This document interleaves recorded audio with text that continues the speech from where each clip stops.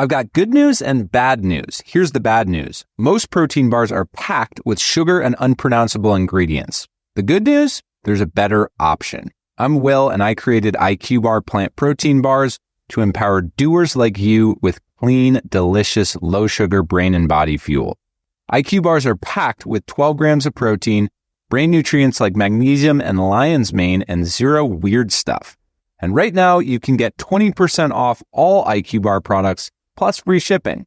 Try our delicious IQ Bar sampler pack with 7 plant protein bars, 4 hydration mixes, and 4 enhanced coffee sticks. Clean ingredients, amazing taste, and you'll love how you feel. Refuel smarter, hydrate harder, caffeinate larger with IQ Bar.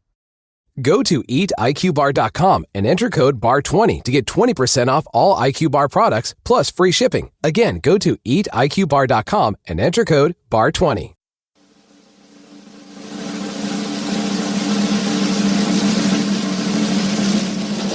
Welcome to the Swift Half, your weekly session of chat from the UK OCR and adventure running scene. Each week, pub landlord Alan and our favourite regular Ian discuss races, runners and anything else that comes to mind. So pull up a pew, pour yourself a drink and join us for the Swift Half. Ian, my friend, welcome to the Swift Half again. How are you? I'm great, Alan. Happy 5 years plus. No, we're not doing that to you, listener. We're not doing that to you, listener. I'm great, Alan. The sun is shining again. The birds, I believe, are singing. They tend to be asleep by the time I go out in the morning, but I understand that they're singing, and the bees are buzzing around. Well, actually, bees are not, but I keep seeing wasps. Oh, I saw bees at the weekend. Where did I go at the weekend and I saw bees? We went to Dunford Bridge. Not Dunford Bridge, no. Where's that place at Hebden Bridge? Up your way? Hebden Bridge. Last Friday I was in Hebden Bridge, and there were bees. There were bees, and there were quite big bees as well. Which is kind of ironic if you know what Hebden Bridge is kind of famous for. Which is not a lot. No, it's famous for it does have bees everywhere. It's like it's its mill, isn't it? It's famous for its mill. No, that's Manchester. The bees are famous in Manchester. Hebden Bridge is, well, it's Sylvia Plath's hometown, I want to say, or where she's buried or something like that. And as a consequence, it has the largest number of ladies who like ladies of anywhere in the UK. So given the old thing about birds and bees, it's kind of ironic that there's a lot of bees there. Okay. Like, quite ironic. No, but what big ones as well. I mean, seriously, like bigger than my thumb, and I've got big hands. But anyway, that's a useless piece of fact. But yeah, the bees were out. You're right, quite right. The birds are singing. As you know, I walk Betty every morning quite early. And it's dark when we go out. It's now getting lighter, and as it gets lighter, the birds are singing, and the owl's out. The owl has not stopped twit-to-wooing for the last 5 days, I want to say. But he won't come and say hello. He just keeps twit-to-wooing every time we go through the woods. And Betty is looking for him everywhere. So, can you see him, or is someone messing with you? No, you can't see him. I have seen him. Well, he or she, I don't know if it's he or a she, but it's quite a big barn owl, and sometimes it's flown past and things like that. But not too close, but you can proper hear him. How funny would that be if someone was messing with, though? You know, because I've got a head torch on, so the one if they turned their head torch off and start going, tweet-too. That actually would be hilarious. Speaking of nature, the intern was out this past Thursday. She's gone what we call toad watching. So we have a pretty famous lake near us, and for whatever reason, the toads decide that they want to live on one side of a road, but they also want to get to the other side for reasons. So a load of volunteers will go down there and help the toads migrate. Oh wow! There is a bypass at Grimethorpe. So if anyone knows Yorkshire will know that Grimethorpe was this might sound funny, but it was a man-made village purely for a pit. So a pit came along and they just built this village around it. And when the pit left, the village stayed. And there was a big coal heap at one side and there was a pond at the other side. And they they go across that. When they built the bypass, they built toad tunnels under the bypass for these toads to get through. See, that's what we need. We need, towed bypass tunnels. Of all saying that would then take away something that some people really like doing. I want to say there are several dozen of these people going there, volunteering, giving up their free time. And, things like that kind of do make me remember that, yeah, this world is scary. It's a dark place sometimes. There's a lot of evil out there. But there are people just willing to do nice for the sake of being nice. Yeah. Do they get one of them snow shovels and then shovel them up and put them in the water? No, I believe they have buckets and they handle them and that. Apparently, there's a difference between a toad and a frog. I know toads are bigger, but I don't know what the difference is. What's the difference? Do you know? I believe frogs will hop, but toads will walk. Oh, wow. I never knew that. There we go. Me neither. And I've probably got it completely wrong. And the intern will listen to this and correct me, and it'll be something else. And yeah, and also if you lick a frog, it's just disgusting. Whereas if you lick a toad, no, oh, look at that! I need a drink now. Which reminds me, what are you drinking tonight? Oh gosh, I'm drinking some more. Well, kind of wine. I'm drinking Fanta Grape today. We're working our way through the non-alcoholic wine section, so we've got Fanta Grape tonight. What are you on? I am on Peroni Zero. So I have been to my local off license, and they have Peroni gone down in price. A bargain at £9 a case. It's now £7 a case. I had to get a couple of cases into. It'll last me another month. So I'm on Peroni Zero. I'm actually quite liking it though, Ian. It just tastes like normal lager, so it's zero alcohol. I had Guinness the other day, the Guinness Zero, which seems to be in every pub you go to at the moment, doesn't it? Yeah, I do wonder if it's like that relationship we talked about, with Brewdog last week, how all of a sudden there was neck oil everywhere. And we found out that's because Heineken owns it. I know Guinness is its own thing, but I wonder if you have like a team up with certain breweries and you get Guinness Zero in all various pubs. But speaking of pubs, we will maybe get to some OCR and running news and fitness racing news. Last week, I went to Liverpool. Well, you're from Manchester and you went to Liverpool. And how did you get back? How did they let you out? I had to put a hat on and an overcoat and just snuck out. But yeah, no. To be fair, they were happy to chuck us out. Oldham beat Tranmere 3-1. They were happy. They were not happy. But while we were in Liverpool, we went to where the Cavern Club is. Yeah. No, the Cavern Club. I think it's a £6 cover to go in, and I'm not paying that. Unless John Lennon's there, I ain't paying £6 to I go. want all 4 Beatles for £6. That's true. That's true. But hey, George Lennon would be interesting. Yeah. So Justin would be. You're right.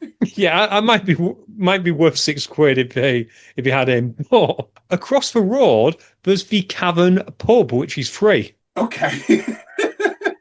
So the Cavern Club you pay for, the Cavern pub you don't. No, and it's run by the same people. It has a lot of memorabilia on the walls, but Alan, it felt like going back to the 80s in terms of the actual pub. In that, yeah, it had a band stand on a stage, but it was a stage that kind of looked like a social club stage, if you catch my drift. Yeah.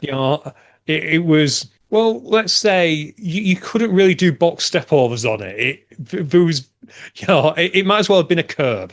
It was that much higher than us. So you had that, and then this is why I thought of it. It had neck oil on tap, but everything else was just like a regular old man's pub. I had a Smith's. They had John Smith's on tap. I haven't seen John Smith's in a pub for years. Exactly. They had John Smith's, and they must have recently got in some foreign stuff. I saw Carlsberg. I thought you were going to say Foster's then, Carlsberg. But yeah, if you go to Liverpool and you don't want to pay the £6 cover, go over to the Cavern pub. Really, really nice. Yeah, they'll gouge you for price, but they're going to gouge you for price anywhere. You might as well go go somewhere that's quite nice. And while we're at it, I'll give a shout out to somewhere I ate there. It was called the Smokin Door. So that's door spelled as in bread door. A bit of a barbecue place. Absolutely delicious food. It's over at Liverpool 1, surrounded by a lot of chains, but I'm fairly sure this is just an independent. Definitely go there. But yeah, Alan, it was a good weekend. Liked it. A good weekend for all. You just mentioned there the weekend, and there was some OCR this weekend. So before we go any further, let's give some results out from what happened. So down at Nuclear, it's called just Wild Forest now, so we can't call it Nuclear Wild Forest, but down at Wild Forest, there was their first 400-metre race ever. So juniors and adults, so shout out to the juniors, female juniors. Winning was Robin Francis, followed by Caitlin Woodhouse and Amelia Bright. In the male juniors, Cameron Young, Archie Bright and Freddie Clements. In the females, Charlotte Dehaney won, followed by Becky Neal and Tamar Barkley. And in the males, it was Ollie Addy taking it from Ramunas Wickis and Harry Jeffrey. Two very young youngsters there in both Ollie and Harry on the podiums, which is great to see. How did Team Nuclear Phoenix get on? Well, there is no Team Nuclear Phoenix now. It's just Team Nuclear. Team Nuclear, that's all it is. They've joined forces. Everyone knows that, Ian. So don't try and confuse me by tricking me there. I don't know about the teams and that were there. They haven't put the teams on. That's all they've put on there. But great results on there. There was also nuts this weekend. So officially, as we record this, I'm going behind the break wall here, and officially record this, there's no results out. However, I do have on good information that the winner for the men was Dave Peters, who completed 5 laps. Only one to complete 5 laps. I don't know any others. And in the female, Lou Ferryman took the win over Libby Joyce, from my understanding. So this is the first race in the British Obstacle Sports UK Endurance League as well. So there were points on offer there. So a great start for Dave. Great to see Lou Ferryman back on course. I know she loves nuts. Great to see. I hope we see her at some of the more of the endurance events this year. I think she could do well at them. She is a bit of an endurance athlete. But if anyone who is interested, any of our listeners who are interested in the Endurance League, coming out on Monday is a podcast with Michelle Carney, who helped develop it, all around the Endurance League. And you need to listen to it. If you're looking to get points, you need to listen to it, because I know what you're all thinking. You're all thinking, I've got to go to World's Toughest Mudder so I can get me bonus points. Absolute load of rubbish, listeners. Need to listen to this podcast that tells you why you don't need to go to World's Toughest Mudder to win the series. So you don't need to go to World's Toughest Mudder, or you've just said that, and there goes any chance we had of partnering up with them. Well done, Alan. No, we are partnering with them, but for the Endurance League, you don't need to go there to get good points. I'm not saying if you're one of the top athletes, if you're like Dassos or Grant, you're going to go there. People are going to go anyway, Ian. You know, it's one of them events. But what I'm saying is that if you want to be in the Endurance League and you can't afford to go to World's Toughest Mudder, there is a way to still score top points, but not go there. And save a lot of money as well. Nicely saved, Alan. Nicely saved. I'm just pulling your legs. It was just a weird way of saying it, of going, you don't need to go to World's Toughest Mudder. To clarify, if you can go, you'll have a lot of fun, but you don't need to be going to WTM for the sake of the Endurance League. Correct, Alan? Correct, Ian. You've got it absolutely spot on. You don't need to be going there. Then that was it for race weekend this week, but there was a lot of other things that went off, but we'll come to them in a minute, because there was something happened at the beginning of this week that happened off, which was the British Obstacle Sports extraordinary EGM. Did you manage to tune into it? I sadly did not. I was trying to sort out some stuff for HYROX Scotland, which is coming this week. As you know, Alan, again, peeking behind the curtain somewhat, I did record early, with the idea being to attend the EGM. And then, unfortunately, and we can get into this now, unfortunately, on Monday morning, we found out that, well, a building right next to Glasgow Central Railway burnt down. So, yeah, I spent a little bit of time stressing over that. And by the time I actually figured out, oh, it's the EGM tonight, because it completely skipped my mind due to travel worries. It had already happened. But I'm hoping, Alan, that you in particular know what went on. I listened to it all the way through, Ian. From start to finish, I tuned in there. I was on it all the way from start to finish. I'm going to say there was a lot of news went off. But I've brought a guest on to give us a little bit more news. James Burton, once again, welcome into our Swift Draft. You're becoming a regular at this pub. You're going to be like getting big and fat like me, with all this alcohol you'll be drinking. I know. But for someone who doesn't drink, he drinks a lot, right? Yeah. Oh, I'm good, thanks. How are you both doing? We're very, very good. So, bit of the vote goes through this week. We had the EGM. The vote went through that we are, as British Obstacle Sports members, we all voted that the board decided to go to the March. Was it March 15th when the official March vote 15th, is? this Sunday. Yeah. This Sunday, the vote goes through to dissolve World Obstacle. So we're voting for it. What's the next stages? Yes. So we had the vote, and it was 88.55% voted yes. So that was a yes for basically British Obstacle Sports to take that vote as a board to Congress. So we will go to Congress and we will vote yes as our vote. There needs to be approximately 50 other yeses. That's approximate. So essentially there's about 60 federations going and 80% need to vote yes, the dissolution, essentially. So that might be 48. Anyway, it's approximately 48, 50 people.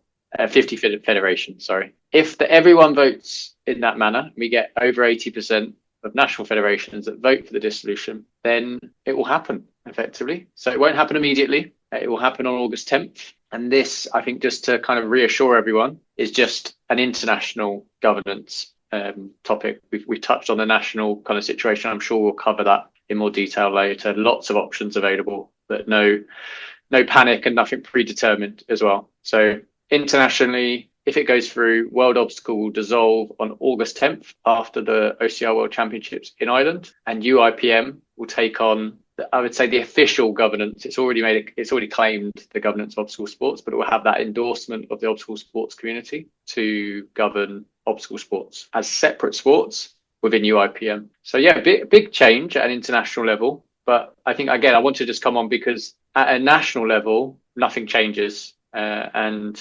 certainly in the immediate future, of course, there will be things that will be discussed. There will be potential opportunities, I'm sure, but that's a medium to long term discussion in consultation with our members. But at this point in time, we're good to go. We keep going, and from a day-to-day perspective, going to races. To be honest, I think go to day-to-day, it won't change for the long term, really. And I think that's all that people want to know, isn't it? People want to know that we don't want it changed. We don't, and that's why I think a lot of people have voted for it. I know it's why I voted for it, because I don't want the change. I don't want lots of things to happen, and I want you guys to keep on running through. And I know Ian said the same to me that you guys have done a great job and that. But yeah, couple of things I took from on the EGM. Apart from this, though, James, discounts. What's happening to discounts? Because my match is down. My match is down. We will probably be finding a new membership platform. So all the discounts will go onto a new platform with the membership cards. We had a great deal with my next match. It was basically free. We didn't pay for it. It's, I think, not available to us anymore. And I don't think it's available to anyone, actually, if I'm completely honest. We need a new solution. So if anyone has any good suggestions, send them my way. And also, if anyone wants any discounts and they know there's a discount, I've had a few direct messages, but you can email membership@britishobstacle.org and we'll share it if you're a member. That was the whole point of my next match. You had to be a member logged in to get the discount. Cool. I was going to say that, I was just about to log into my next match for the first time ever, and it's going away. It's, I'm having horrible luck this week, Alan. We just talked about what's happened at Scotland, the tragedy up in Glasgow with the building and the shutting of the railway station for the time being. But more tragically was the loss of that building, because honestly, I'm not sure. Have you ever been to Glasgow, Alan? I haven't, no. I've never been to Glasgow. Only Edinburgh is where I've been to, and I'm going to Kilmarnock for the first time at the end of this month. Well, that location near the Glasgow railway station. It's just beautiful. It's full of, I want to say Gothic. I'm not that good with architecture, listeners, so throw me a bone if I get it wrong, but these lovely Gothic buildings from the 1800s, and we lost one. So great shame about that. Meanwhile, I found out the other day that, what's it called? The Underground is going on strike at the end of March, which of course coincides with when I'm down for HYROX.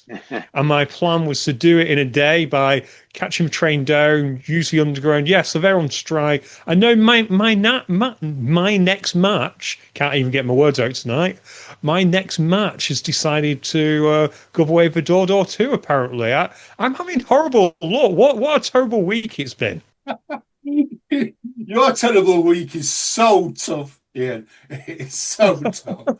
The thing is, I though, need Ian, another drink. you've got this podcast, so you can just ask for a discount on here, and you get a message from me when I listen. So not everyone has a podcast channel to kind of request discounts on. We'll get it sorted soon. True. Yeah, that's quite true. And also find out when I need to pay money again just by sending the bat signal out on this podcast. But in all seriousness, not that what I just said wasn't serious, but in all seriousness, has there been any taking of the temperature of other international federations? Like, are we going to go out there on an island and everyone's going, oh, no, actually, we want to keep World Obstacle? Or does it seem very likely a lot of the other federations are going to mirror what we're doing? Yeah, no, it's a good question. And it's a very emotive topic. And actually, that's why I actually wanted to thank all our members, whether they voted yes or no, just primarily for the outcome in terms of voting. I think there was probably some no votes that actually were maybe swayed by the board's position.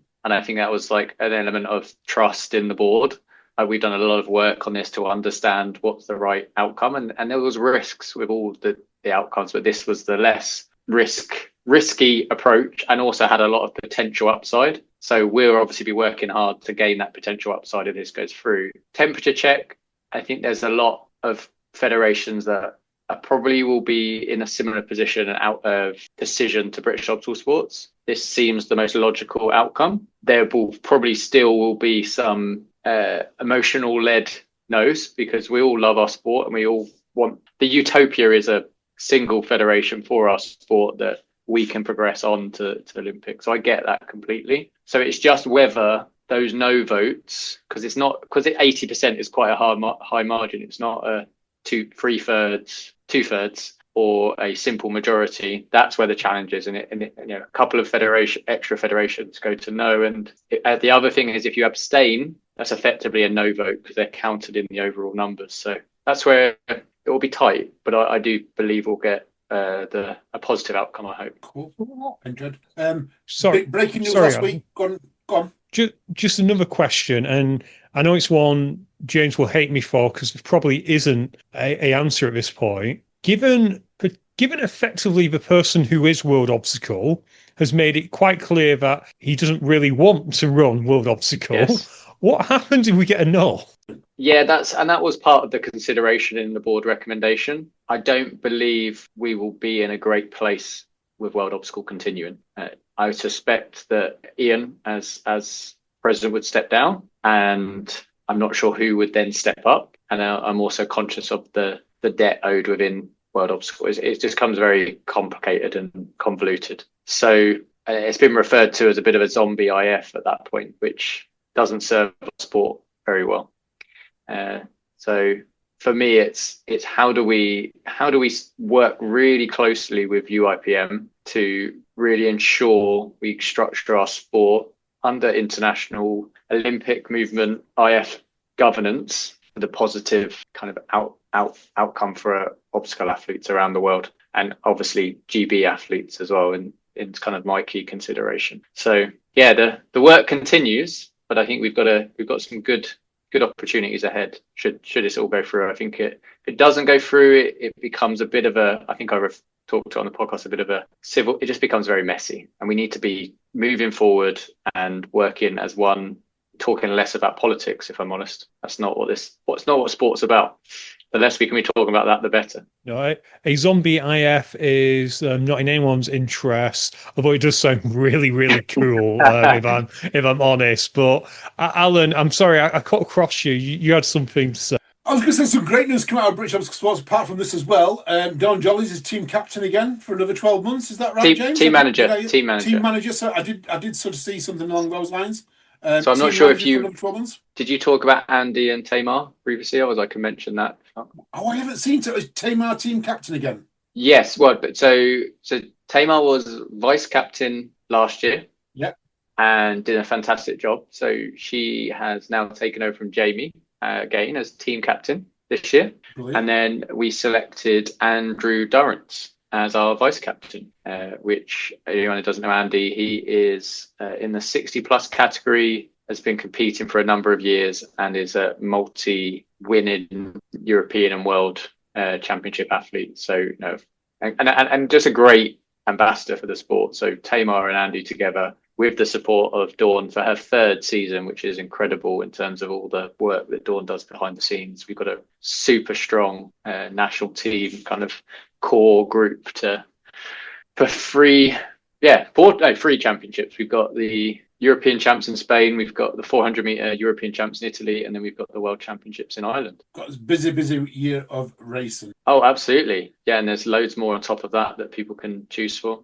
Especially some series that races kick off at the weekend. So we did. So James, thank you very much for coming on. It's been a pleasure having you popping in to give us as always update. Yes, and we will catch you on the other side, as they say. On the other side, we'll report back next week post Congress on Sunday. And listen, we're really open and just reach out. Anyone that's got questions, concerns, they could either reach out to you guys or reach out to myself or any board members. Just engage and ask the questions. Like we're all in this together. So James mentioned there about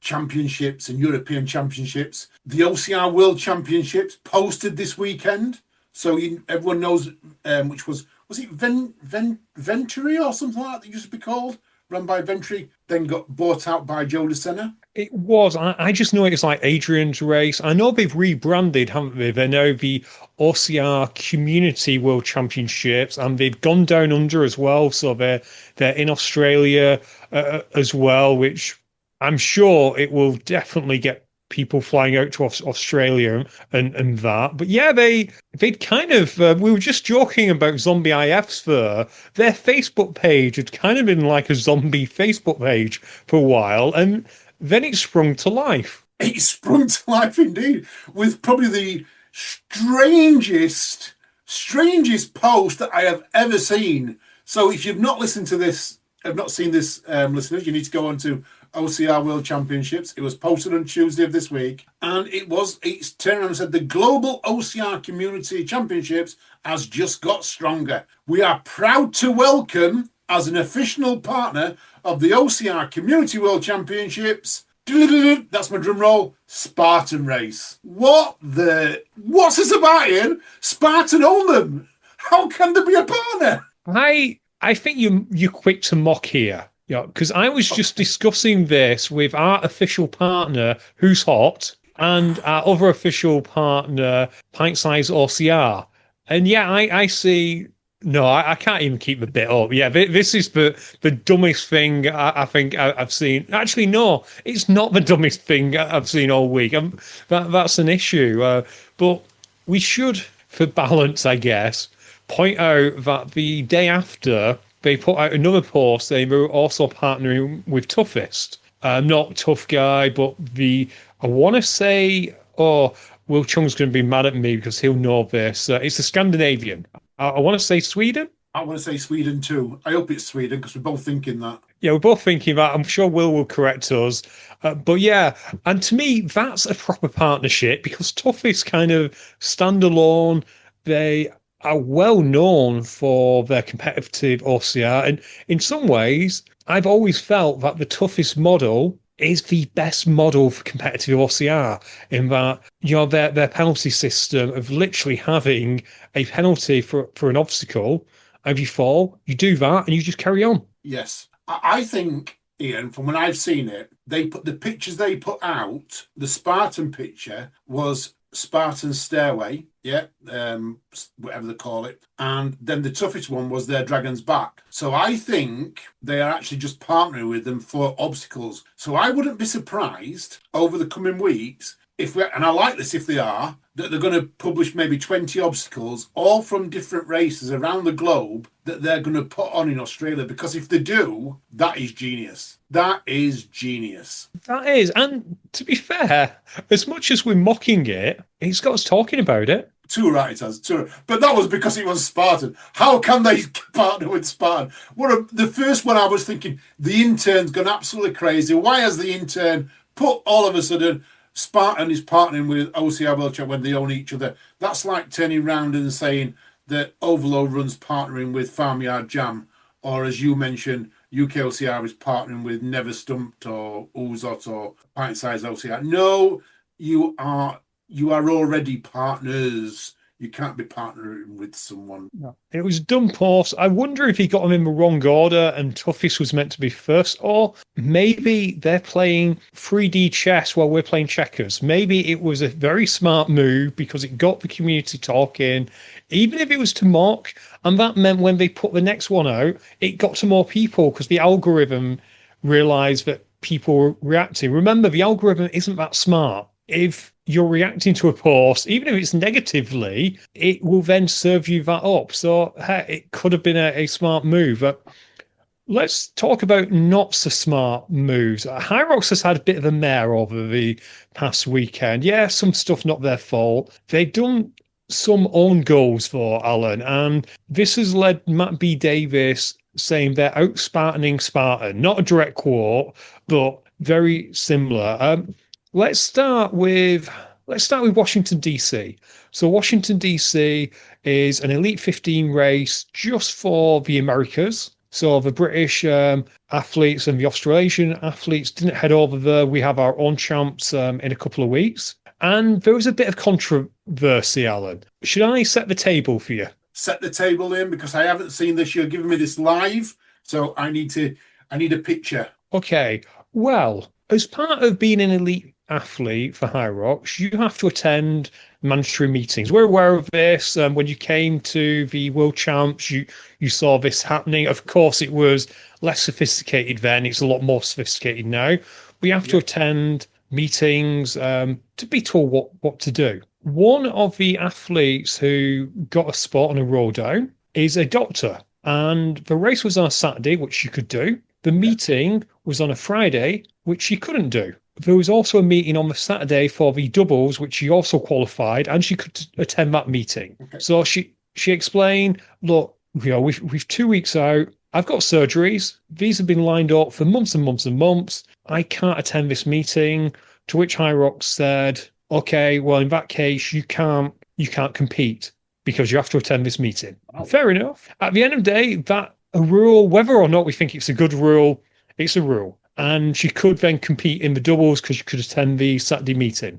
Okay. But the story doesn't end there. Okay. On the Friday, one of the male athletes had a little bit of an issue getting to the venue.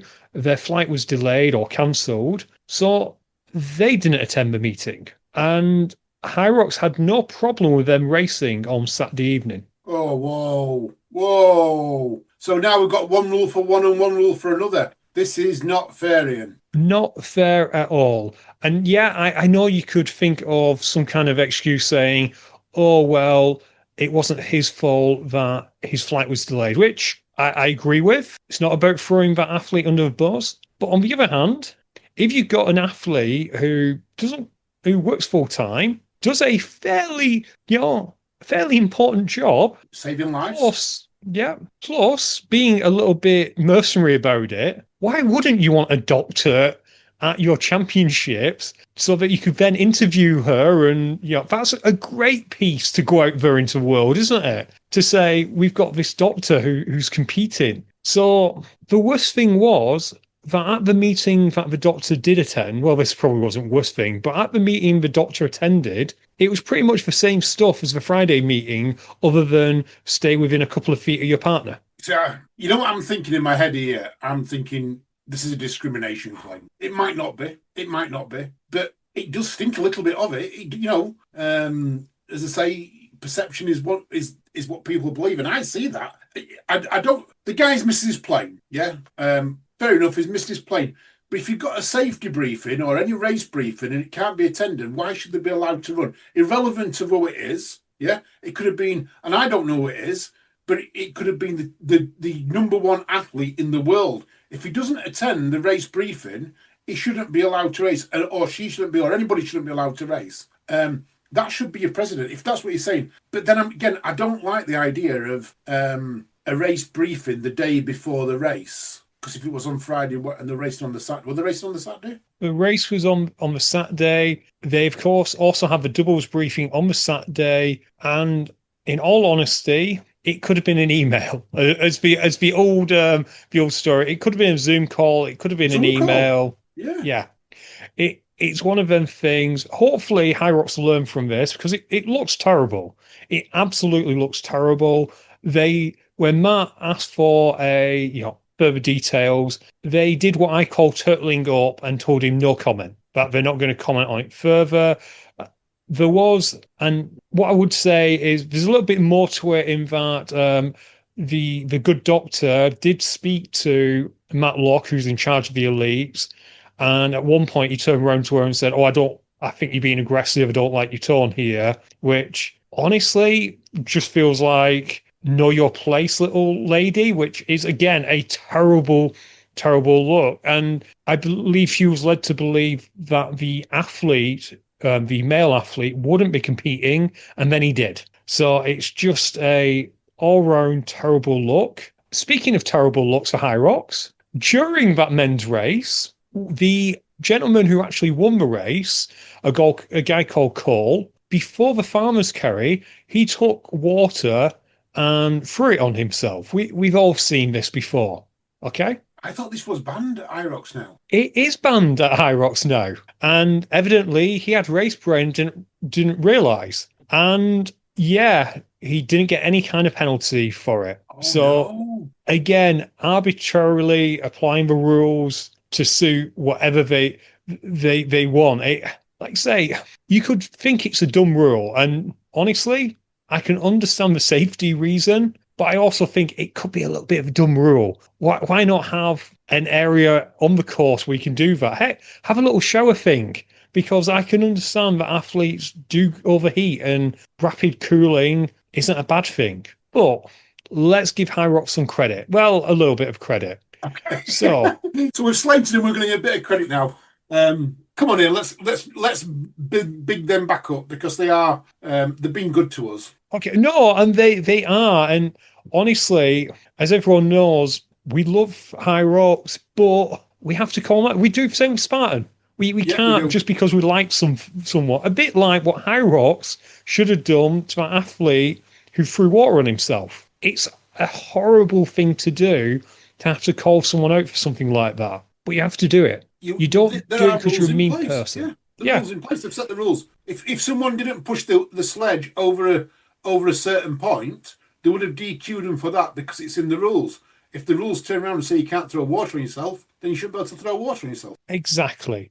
Right, okay. So, important schedule update for HYROX World Championship Stockholm. We are committed to providing you the best possible racing environment in Stockholm. To ensure the highest quality of competition for our most experienced athletes, we have made a strategic adjustment to the schedule. Okay, I have to jump in at this point and say this went out to anyone who'd qualified as a over 60 athlete, so 60 plus. Schedule update, HYROX doubles 60 plus. The doubles men and doubles women 60 plus age group have been rescheduled. New race time, Friday evening. Previous race time, Sunday morning. Okay, big problem here. Again, this is me speaking. Friday evening is also when the solo over 60s races are happening. But don't worry, we've got you covered. We want every athlete to have a fair, competitive and clear track. By moving these divisions to Friday evening, we're able to align the singles and doubles 60 plus categories into a dedicated time block. This change offers two major benefits. A unified race, you will now start alongside your peers, allowing the 60 plus community to compete together. Better track floor. The move prevents congestion that would have occurred on Saturday, ensuring you aren't caught in the middle of your race by the younger, high-velocity double heats. Yeah, Alan, immediate thoughts? This is a little bit ageist. It's my immediate thoughts. It's saying you're too slow, so moving you to a different time so you don't get caught by other people and congest our track up. That's what I'm reading into this, Ian. This is, oh gosh, this isn't, what's happening? What is happening here? I have no idea who was tasked to write that email because, okay, let's dissect it a little bit. We're not sure exactly what's happened, but reading between the lines, it sounds like they've got a scheduling conflict somewhere.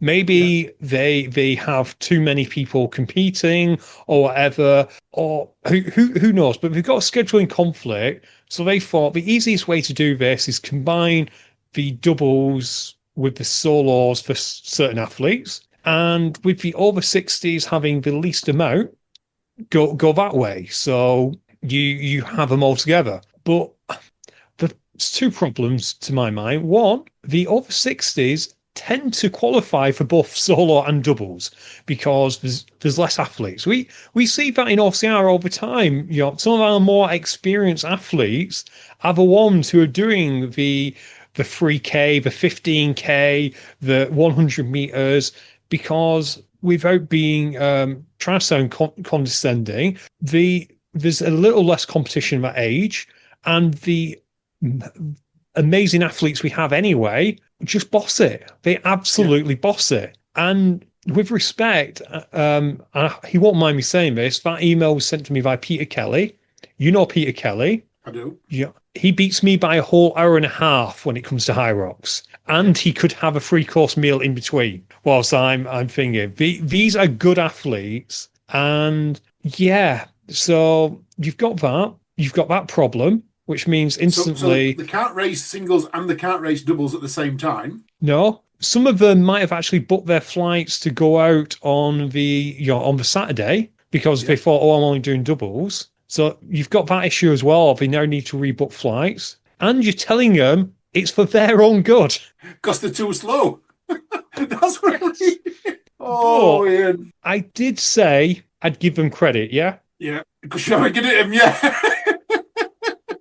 I'm waiting for the credit. I'm waiting for the kudos. Okay. That happened last weekend. Tuesday, this was sent out. Thank you to athletes such as Peter. Thank you very much for reaching out and sharing your feedback with us regarding recent scheduling changes. Our primary goal was to act in best interest of 60-plus community. We wanted to create a dedicated space where these athletes could race together, ensuring they won't be overtaken by younger, faster age groups. We aim to provide a clean race experience focused entirely on their performance. However, we clearly have concerns raised by the community. We sincerely apologise for any frustration caused. It was never our intention to disadvantage or discriminate against these athletes. We are currently exploring alternative options to reverse this decision and return to the original schedule. Our priority is to find a solution that restores preferred timing whilst ensuring an unimpeded and fair race for every participant. So they're walking it back. So that's what I'm giving them credit for. Ian, they recognise they've done something wrong, so they're saying, hey, we're going to change it. Yeah, I do think they could have done without we were doing this for your own good in that message, to be fair. But I guess my suspicion is whoever sent that message didn't send the original message, and they couldn't completely say, yeah, the person who sent that original message isn't with us anymore. Ignore that. They had to at least keep some semblance. So, God, and I kid. I think whoever sent out the original message has been put in that unfortunate position. We've all been in it at work, haven't you, Alan? How many times have you been told at work to do something you didn't quite agree with, but you've got to make it sound like it's for someone else's own good? More times than I want to remember, Ian. It's not the easiest thing to say. But yeah, they just got it wrong, didn't they? They got the whole thing wrong. They got it wrong, but fair play to them for walking it back. And yeah, let's just hope that let's hope that HYROX stay more on this. Well, we hope we don't make mistakes in the future, but if they do, we hope they'll walk it back. Right, a couple of other things to get through. One thing, Alan, is this past weekend. It's what I call the British Barclays. It was a tunnel race. It was, yeah, by main events, yeah. Again, to remind you all, listeners, you've got 55 hours to run 200 miles through a 1 mile tunnel, which at various points during the night, it's pitch black, and yeah, it's quite hard, and that's come from the results, hasn't it? Without a doubt, Ian. We had 8 finishers complete the 200 miles. I'm going to give them all a shout out. I know some of these are probably not going to listen to this, but who knows? Christian Modit, Ian Luca, Colin Searle, Monigito Giuseppe, Agnieszka Kaminska, Rolo Cristiano, Manuel Vieza, and Martin Heggie all completed 200 miles or 100 laps of the tunnel, which is a phenomenal event. The winner did it in 49 hours, 5 minutes, 35 seconds. We're 8th place, finished in 54 hours and 49 minutes and 27 seconds. So they did it with 10 minutes to spare. Amazing achievement. Absolutely amazing achievement out there. Quite a lot of people took part. I think it's absolutely amazing. I don't think I could do it.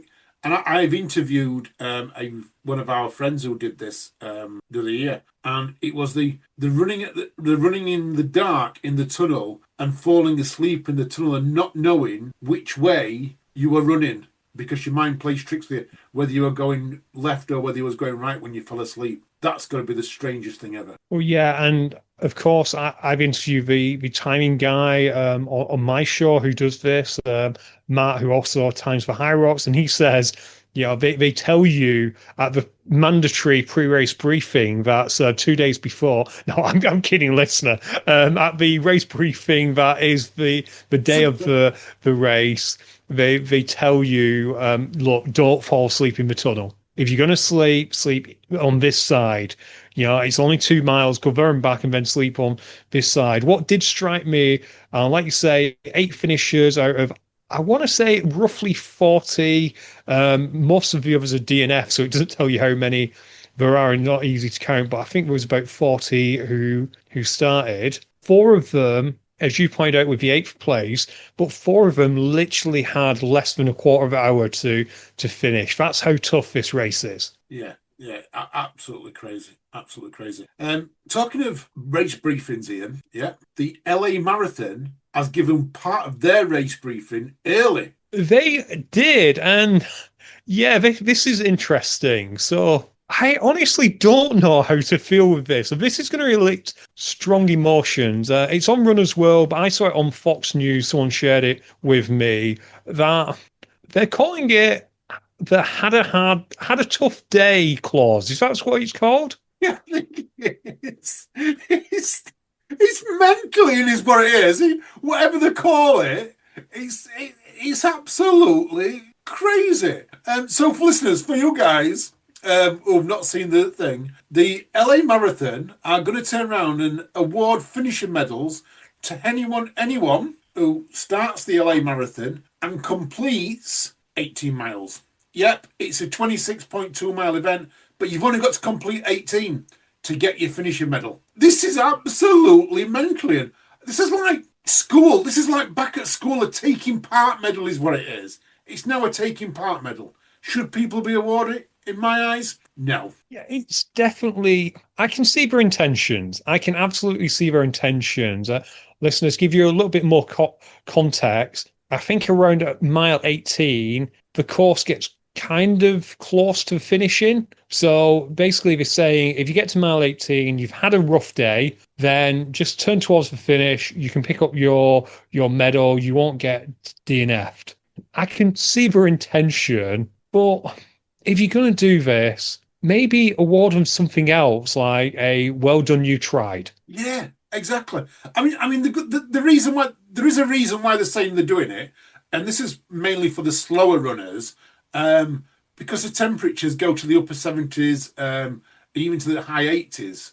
So that what they're saying is that it's for them type of runners. They don't want people to be. I get that, health and safety is paramount. You know, it's great. It's thing out there. But really, I've run 26.2 miles. I've got a medal. Thank you very much. And then my mate who's a lot much slower than me, he comes in.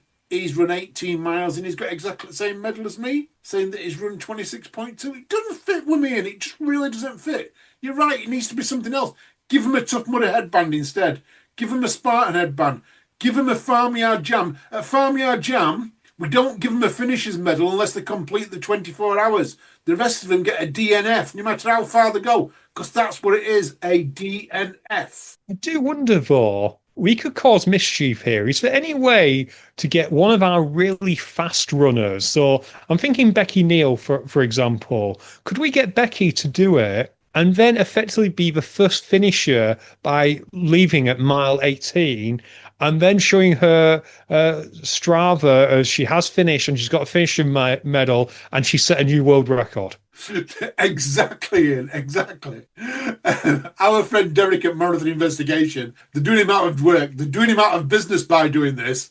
Imagine how many people are going to have cheated, and cheating's the wrong word, how many people are going to complete at 18 miles, and Derek's going to get inundated by people by saying, look, they're flashing the 26.2 mile medal off and they've only actually done 18 miles. I've seen the Strava. Help me, Derek. Yeah, it's gonna poor Derek. The final thing I'll add on this, because we've perhaps done it to death, is why it's probably due to the way the course set out. Why not do this at 16 and a bit miles, and then you can call it a metric marathon? This is what Chester does. 16 and a bit, so 26.2k. You've done a metric marathon, and that would be an okay achievement to give people. Yeah, I guess that will be a little bit different. Yeah, it's going to be a different medal for me, and that's all. Whatever medal it is, it's going to be slightly different. Absolutely. It's still a different medal, and you're recognising their achievement, and they went out and did aim to do a full marathon. They couldn't, and they did a metric. You know, a bit like, and we'll go back to Barclays now, how you can do a fun run if you only manage 3 loops. You know? Exactly. Yeah. Yeah. So no. But what they could do, Alan, and I don't even believe this is real, they could make butter whilst they're running, which is something else on the runner's world this week. Listener, look this up. It's basically this couple who go for long runs carrying, well, some cream and some of the other stuff that you need to make butter, and effectively churning their own butter in their hydration vest. And when they finish, they'll have a sandwich using their butter. The first thing that occurred to me, Alan, is just because you can, why would you? Yeah, just because you can. I actually saw this when it came on TikTok. I did see this on TikTok, Ian. And it was one of them things that I just thought it was a silly thing to do. I thought it was a joke. But no, actually, they do it. So Libby Cope and Jacob Arnold, both from Oregon, you're quite right. They put all their ingredients into a Ziploc, into a double Ziploc bag. Don't forget to double bag, Ian. That's what it says. Don't forget to double bag. Ziploc. And then they run with it in their vests. And as they're running, it moves it around, and they're so-called. I don't know what to say about it, because it's just so crazy. I still don't believe it's real. I'm sure Runners World have picked this up, but I'm sure they don't do it for real. It's not AI generated, but I'm pretty certain that they've made the butter and they put it. It's one of the magic tricks, you know, where they put something into a hat and then they pull something else out. This is what they do here. They put all the stuff in, but there's another bag inside there, and it's like, look what I made earlier in my kitchen. Yeah, honestly, it baffles me. And plus, their ingredients will probably cost more than just going and getting a tub of Marge. Let's be honest. Just go and get a tub of Marge. You know, you're not being chased by a zombie. You don't need to make your own butter. Let's move on with probably the last couple of topics, which are kind of related. It's not been a good week when it comes to, well, people veering off course. We mentioned LA Marathon will let you veer off course, but most others, you're not meant to. Let's cover Atlanta first, Alan, the BBC news one. Can you just explain what happened here? Yeah, so this is the US Half Marathon Championships. Big event. Jessie McLean Well, she was comfortably leading the women's race, and her closest challengers were Edna Cogat and Emma Hurley. And at some point in the race, they were led off course. And the race was eventually won by someone called Molly Baum. But when they veered off course, they were actually more than a minute behind the leaders. And Jesse McLean eventually finished 9th, Hurley 12th, Cogat 13th. But I say it's through no fault of their own. These leaders were led off course. So the US Federation have decided, under appeal, that they're going to actually pay these athletes the winning prize money. So the prize money they would have won, they're actually going to pay them the prize money. I do believe that Molly, who actually won it, is still going to get heirs, but these other 3 athletes are going to be paid first, second, and third based on their positions when they got veered off course, because it was led off course by one of the officials. Yeah, I think great call by the Atlanta Half Marathon team. Well done. We'll head back to LA, and the LA Marathon, which we just talked about, it may have more than one race a year, or me and Alan might be mistaken, and maybe there's people now walking around with their 18-mile finisher medals. But this past weekend at a Los Angeles Marathon, someone who didn't do 18 miles was Kimani Kamo of Kenya. Okay, he was comfortably in the lead, and then it went wrong. He was following the car, the lead car. He was, yeah. That's telling you your time. And as often happens, because the lead car isn't going to finish the race, it veered off course. And for whatever reason, the lead runner decided to follow it and found himself on the other side of the barrier. There's been reports that someone in the crowd had kind of caught his eye and given him the suggestion that maybe that was the correct way to go. And by the time he worked it out, because he was in the crowd, he'd lost a good few seconds of time. I want to say roughly 30 seconds, but it's hard to tell. However, he got pipped at the post. So, cyclist pissed. Yeah, he got pipped at the post. It looks like, after 5 seconds of running on the wrong side of the barricade, he realised his mistake and came to a complete stop and navigating out of the exit lane back onto the course. So, 30 seconds. And he got pipped at the post by 0.18th of a second, so 0.18. This is phenomenal. First of all, it's at 300 metres before the finish line. You can see the finish line, and he follows the car. The timing car down the slipper.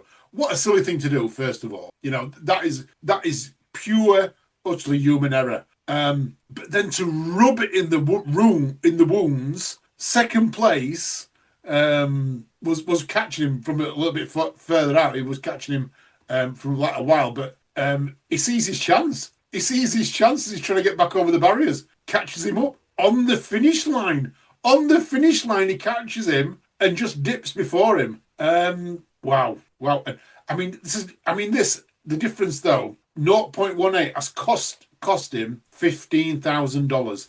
The winner got 25, second place 10,000. It's cost him $15,000 for that one mistake. I bet he never does it again. I bet you he doesn't. And the video's online as well. You can see someone is kind of like carrying a flag, kind of getting involved in the race in front of him, which perhaps caused him to feel, she's a fan and veered off. But oh God, what an unfortunate thing. But congrats to the American. Sorry, Alan, I've just gone off. Do you have the American's name who won? I do. It was Nathan Martin. And he's a 36-year-old high school cross-country coach and substitute teacher. Fantastic. Well done to him.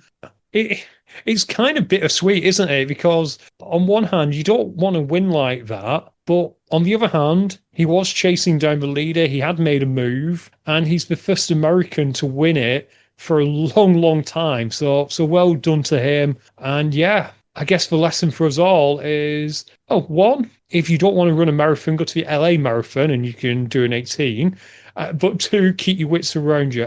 Alan, let's circle back as we often do to HYROX Glasgow. I'm going to be there this weekend. Do you reckon they'll still give me my patch if I veer off just before the lunges? Yeah, I think you can make up whatever rules you want. You can just flip back and just say, well, in LA, no, it was LA, where was it? The race where he put water over his head. You can just say in the Elite 15 in DC, he put water over his head. You didn't disqualify him, so I don't need to do any wall balls. You can't disqualify me because you've already said we can break rules as much as we like. There you go in, get your patch. Perfect. Thanks, Alan. I'll definitely do that. Alan, anything left before we bid our listeners a do? Is it a do? Do we bid them a do? A do. Farewell. Auf Wiedersehen. There's lots of things you can say. Au revoir. Au revoir. Yeah. Is there anything left? Not from me, Ian. No. You've gone through everything perfectly tonight. Perfect.